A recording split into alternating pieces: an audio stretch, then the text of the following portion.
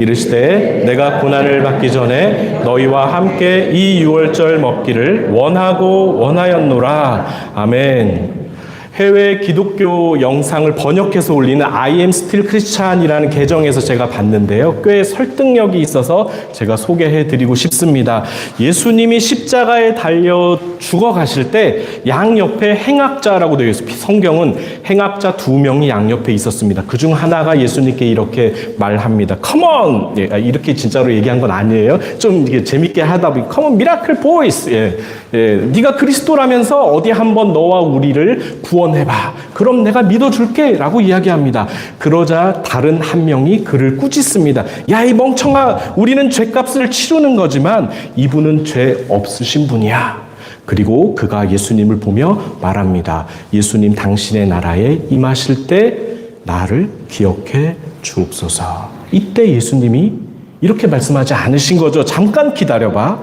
먼저 세례부터 받고 와. 봉사활동도 좀 하고 재산의 절반을 가난한 사람에게 주고 무릎 꿇고 기도도 해야지 라고 말씀하지 않으셨다는 사실입니다. 누가복음 23장 43절에 이렇게 기록되어 있습니다. 내가 진실로 진실로 너에게 이르노니 오늘 네가 나와 함께 낙원에 있으리라. Today you will be with me in paradise. 이렇게 말씀하셨습니다. 이것이 은혜입니다. 그는 아무 자격이 없었지만 예수님을 신뢰했고 예수님은 그를 용서했고 천국을 주셨습니다. 만약에 그가 십자가에서 내려왔다면 세례를 받으려고 했을까요? 성찬에 참여하고 교회에 등록했을까요? 가난한 사람들을 도왔을까요? 완벽한 삶을 살 수 있었을까요? 그렇지 못했을 것입니다. 우리도 그럴 수 있습니다. 평생 우리는 무엇을 해도 완벽하지 않다는 것입니다. 하나님의 은혜가 구원하시는 것입니다. 믿음의 본질은 얼마나 많은 선행을 했느냐가 아닙니다. 예수님을 신뢰하고 그분의 말씀에 순종하는 것입니다. 지금 여기 계신 성도님들이 오늘 예수님을 내 구주로 믿고 예수님이 나에게 영생 주시는 분이라고 신뢰한다면 Today you will be with me in paradise가 이루어지는 것입니다. 네가 오늘 나와 함께 낙원에 있으리라. 이 말씀이 오늘에도 유효하다는 것입니다. 아까 상황과 똑같습니다. 아무개야, 교인 등록은 했니? 집사는 됐니? 권사 장로는 되니? 헌금은 하니? 이웃에게 선을 베풀었니? 부활절 새벽 예배는 드렸니? 라고 하지 않으셨다고요. 구원 얻기를 간절히 바라신다면 여러분은 어떻게 대답하시겠어요? 주님, 잠깐만요. 제가 아직 세례를 안 받아서 제 마음의 준비가 안 돼서 아직 저는 목사가 안 돼, 장로가 안 됐는데 뭐도 안 되고 뭐도 부족하고 여러분 이렇게 말씀하시겠습니까? 예수님 옆에서 구원받은 사람처럼 아주 간단한 것입니다. 예수님, 당신의 나라에 임하실 때 나를 기억해 주옵소서. 이 신뢰 한마디면 됩니다. 이것이 믿음이고 이걸로 천국 가는 건데 그 사이에 무엇이 많이 끼어 있습니다. 여러분, 그것들은요, 하지 말라는 것이 아니라 믿음 이후의 결과로 나타나는 것입니다. 믿음의 조건이 아니고요, 결과입니다. 오늘 본문이 그것을 말씀하십니다. 22장 15절, 내가 고난을 받기 전에 너희와 함께 이 유월절 식사 먹기를 원하고 원하였노라. 저는 예수님이 이렇게 말씀하시는 건 많이 들어봤어요. 내가 진실로 진실로 이런 말씀은 많이 들어봤는데 원하고 원하였노라 라는 말은 처음 들어봤습니다. 성경을 읽으면서. 아니, 많이 읽어봤겠죠. 그런데 관심 있게 보지 않았던 것 같아요. 근데 예수님이 정말 이 시간을 간절히 원했다는 게 마음으로 느껴졌습니다. 정말 예수님의 가족들이 너 미쳤다라고 이야기할 때도, 직전에 가룟 유다가 예수님을 팔아넘길 계획을 세울 때도 베드로가 저주하면서 예수님을 부인할 걸 다 아셨음에도 불구하고, 심지어 하나님의 진노의 손에 붙들려 들어가는 그 참혹한 십자가 위에 자기가 희생대물이 될 걸 아시면서도 덤덤히 받아들이셨는데, 힘없고 순전한 어린 양처럼 다 받아들이셨는데, 이렇게 자기의 마음을 드러내 보이신 건 전 처음 봤어요. 원하고 원하였노라. 너희와 함께 밥 먹기를 원하고 원하였노라. 정말 인상적이었습니다. 22장 20절에 원인이 있더라고요.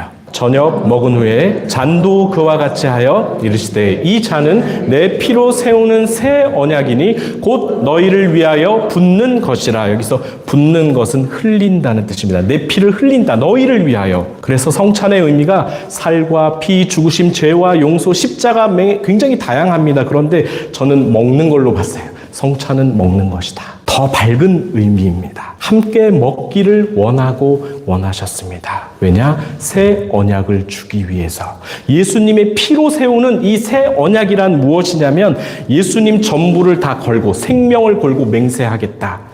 약속하겠다. 내가 이 약속을 반드시 지키겠다. 무엇을요? 새로 갱신된 언약을 내가 내 피로 맹세한다라는 뜻입니다. 그것이 무엇이냐면 제가 서두에 말씀드린 그 믿음입니다. 누구든지 유대인만 아니라 누구든지 예수님을 통해서 하나님께 나아갈 수 있다. 이 길을 열어 놓으신 것입니다. 그래서 예수님의 이름 외에는 아버지께 나올 자가 하나도 없게 되는 것이 새 언약입니다. 이전에는 무슨 약속이 있었을까요? 어떤 언약이 있었을까요? 옛 언약이 있었겠죠. 시내산에서 모세를 통해 이스라엘 백성과 하나님이 맺은 약속인데 출애굽기 24장 3절 8절을 제가 읽어드릴게요. 옛 언약은 어떻게 맺었는지. 3절 모세가 와서 여호와의 모든 말씀과 그의 모든 율례를 백성에게 전하매 그들이 한 소리로 응답하여 이르되 여호와께서 말씀하신 모든 것을 우리가 준행할 것입니다. 4절 모세가 여호와의 모든 말씀을 기록하고 이른 아침에 일어나 산 아래에 제단을 쌓고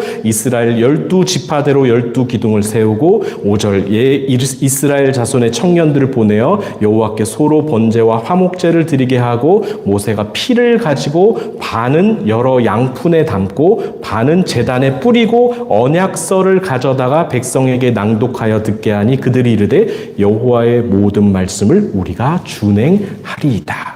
모세가 그 피를 가지고 백성에게 뿌리며 이르되 이는 여호와께서 이 모든 말씀에 대하여 너희와 세우신 언약의 피니라. 피를 뿌리며 약속했습니다. 우리가 준행할 것입니다. 여호와의 모든 말씀과 율례를 준행할 것입니다. 2번이나 약속합니다. 그런데 결과는 어떻게 됐나요? 구약 안에서 지키지 못했습니다. 그 약속을 어떻게든 지키려고 한 것은 하나님이었지만 그 약속을 어떻게든 파기하려고 했던 것은 이 백성이었습니다. 자기들이 맹세해 놓고서도 그랬습니다. 그래서 철저하게 이 백성의 역사는 무너져 내렸습니다. 그리고 400년의 침묵이 흘렀고 예수님이 오셨죠. 왜요? 이 파기된 언약을 인간이 다 이루지 못한 이 파기된 옛 언약을 갱신하시기 위해서 오신 것입니다. 그래서 예수님의 일대기를 쭉 보면 라이프 타임라인을 쭉 이렇게 열어보면요. 아마도 가장 중요한 것이 이 지점이라고 저는 생각이 들어요. 새 언약을 주시려고 십자가를 지시는 것입니다. 3년을 일하신 이유는 이 새 언약을 갱신하기 위해서 그렇습니다. 사랑하는 하나님 아버지께 철저하게 버림받는 제물이 되기 위한 것은 새 언약을 주려고 하시는 것입니다. 그렇게 죽지 않으면, 그렇게 피를 흘리지 않으면 갱신되지 않기 때문에 여전히 유대인들은 율법을 지킴으로 하나님의 백성이 되려 했을 테고 그걸 위해서 이방인들은 계속 그 구원의 반열에서 제외됐을 테고 그걸 밖으로 오신 메시아 예수님을 십자가에 죽여버리기까지 한 것입니다. 옛 언약에 머물러 있던 이 사람들은 그래서 모세와 백성들이 피를 뿌려 언약식을 했듯이 이제는 예수님이 자신의 피로 새 언약을 맺으시겠다는 것이죠. 여러분, 이 사실을 믿는 것이 기독교입니다. 기독교는 철저하게 이 사실 위에 기반합니다. 이렇게 예수님이 자신을 기념하라고 말씀하셨습니다. 사도 바울이 그대로 초대교회로 이어갑니다. 성도들이 모여서 예배할 때마다 성찬식을 했습니다. 예수님을 기억했어요. 그 희생 위에 예배가 출발하고 그 은혜 위에 교회가 세워져 갑니다. 예수님이 먼저 자신의 피를 우리를 위해 흘려주심으로 누구나 그 사실을 믿으면 하나님의 자녀가 되는 권리를 주셨습니다. 이 간단한 진리와 수많은 진리를요, 수많은 절차와 봉사와 조직들로 가득 채워놨던 것이 바리새인들이었고 유대 지도자들이었습니다. 오늘날 교회의 모습입니다. 예수가 빠진 예배, 예수가 빠진 교회는 그저 종교일 뿐이지 오늘 누가복음이 말씀하시는 예배나 교회는 아닌 것입니다.